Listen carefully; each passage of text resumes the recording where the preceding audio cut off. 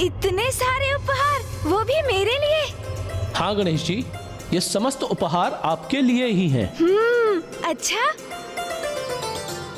पुत्र गणेश, अभी एक उपहार और शेष है तुम्हारा। एक और उपहार? अच्छा मामा जी, तो कहाँ है वो उपहार? बताइए ना मामा जी, मेरा एक और उपहार कहाँ है? अवश्य।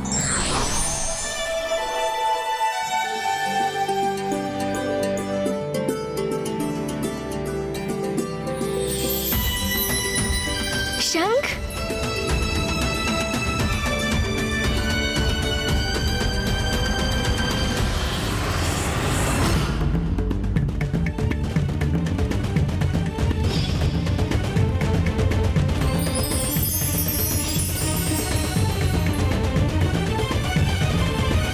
क्या हुआ, आप सभी इतने चकित क्यों हैं?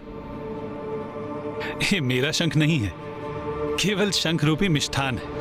ओह, अच्छा मामा जी, आप समझा।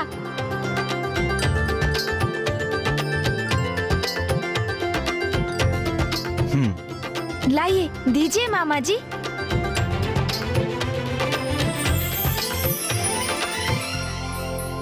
आपका कोटि कोटि धन्यवाद मामा श्री।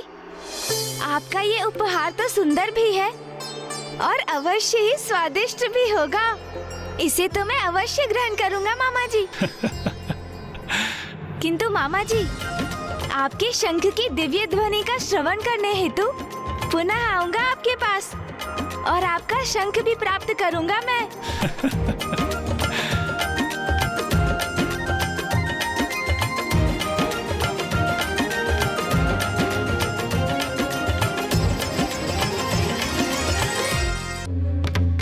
पुत्र गणेश,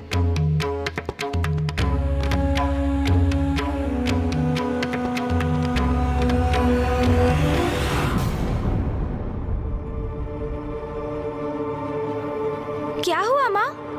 ये सभी मुझे विस्मय भाव से क्यों देख रहे हैं?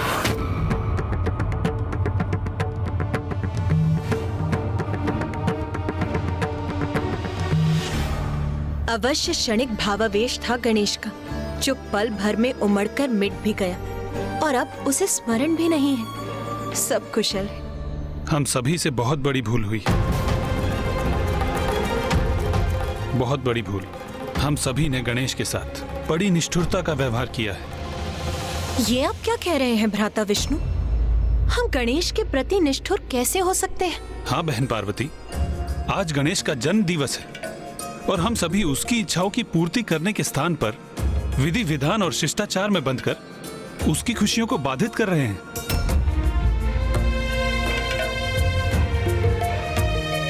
जो भी विधि विधान है वह अवश्य पूर्ण होंगे, किंतु हमें गणेश को उसके भोजन से वंचित नहीं रखना चाहिए। आज गणेश का जन्म दिवस है और उसके समक्ष उसके मिष्ठान, उसके मोदक सभी हैं, परंतु हमने उसे ग्रहण करने का अवसर ही नहीं दिया, तो उसको क्रोध तो आएगा ही ना।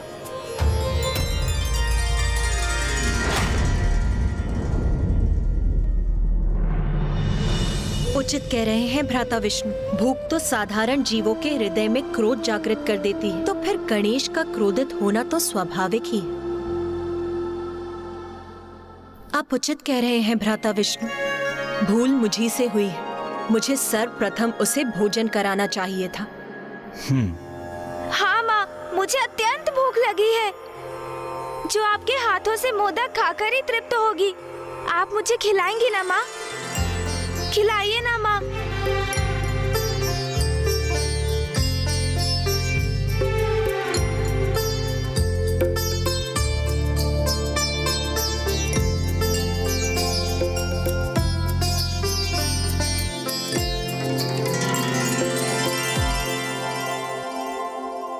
जन्मदिन की अनेकों शुभकामनाएं पुत्र। मैं यही कामना करती हूँ कि इस मोदक की तरह तुम्हारा जीवन भी मधुर हो।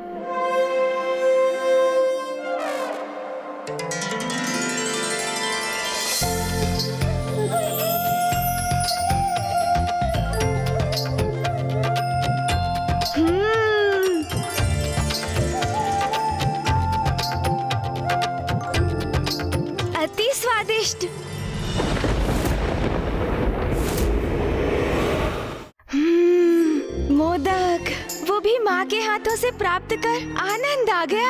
आहा, पिताश्री, माँ ने तो मुझे इस उत्सव से चकित किया है और भैया ने मेरी रुचि के अनुसार यहाँ की सज्जा की है। किंतु आप मुझे कोई उपहार नहीं देंगे क्या पिताश्री?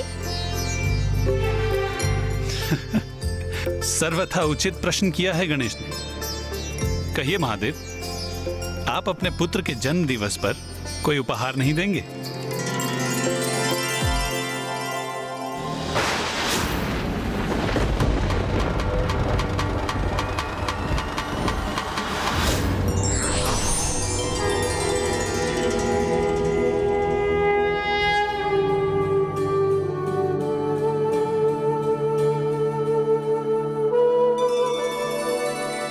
पुत्र गणेश, मैं तुम्हें तुम्हारी मां के समान दुलार तो नहीं कर सकता।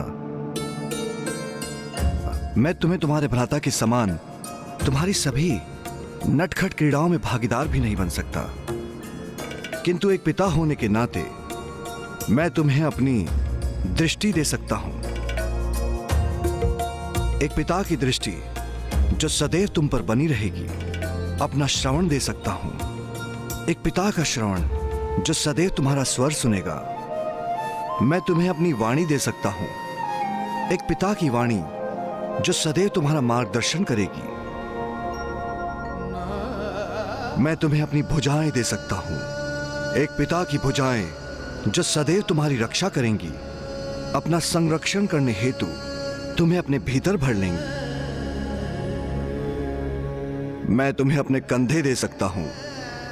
एक पिता के कंधे जो सदैव तुम्हारा दायित्व का बोझ उठाने में सहायक बनेंगे। जन्म दिवस तो तुम्हारा है पुत्र, किंतु जिस दिवस से तुम हमारे जीवन में आए हो, हमारे लिए वरदान स्वरूप हो, हमारे जीवन के अमूल्य उपहार हो तुम। जन्म दिवस की शुभकामनाएं पुत्र। कर्पूरगारं करुणावतारं संसार सारं भुजगेन्द्रहारं सदा वसन्तं हृदयारविन्दे भवानी सहितं नमामि। आयुष्मान भव।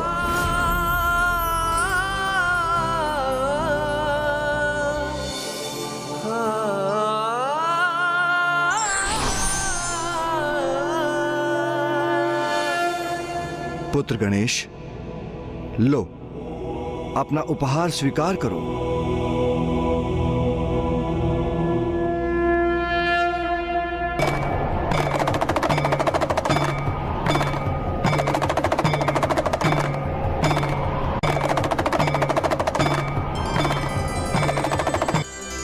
धन्यवाद पिताश्री।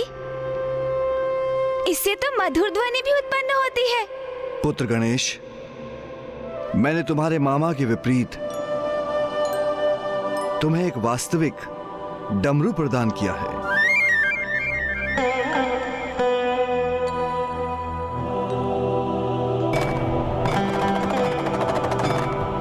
नाथ, आज तो मैं बहुत प्रभावित हूँ।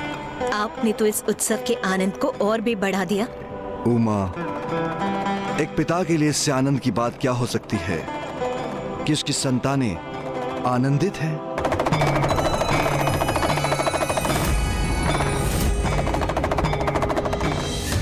जगत पिता महादेव का आशीष है प्रथम पूज्य गणेश को। वो कैसे व्यर्थ जा सकता है? तो गणेश जी पर कोई संकट कैसे आ सकता है? कदाचित चित्रगुप्त जी से ही अपनी गणना में कोई भूल हुई है। और वैसे भी मंगल मूर्ति विघ्नहर्ता गणेश का कोई ग्रह दोष कैसे अमंगल कर सकता है? वो तो स्वयं परम ब्रह्म है।